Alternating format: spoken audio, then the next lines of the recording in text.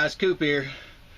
I've had a couple questions on how to mount the buckles to your jig. So Swamp Walker, this one's for you, buddy. I hope this explains it. I should have showed it in the last video, but I'll just have to take this video and attach it to the other one. So I'll go ahead and set everything up and show you how it's done.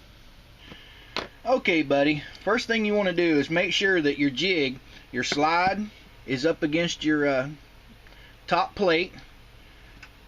You've got your line there, and the key to this is you've got your nylon clamps in your buckle, and you have the line right through here where the two buckles join. You want to make sure that line is right on the line of your jig slide and your top plate. And all you do is I just hold it down, screw my screw in, that way this buckle is right there and this one will hang over, and you'll get the exact measurement each time that you go to make your bracelets. But the trick to it is making sure that this piece of the buckle is dead even on the slide, and this piece of buckle right up here is dead even on your butt plate. It's that simple, buddy. I hope this helps.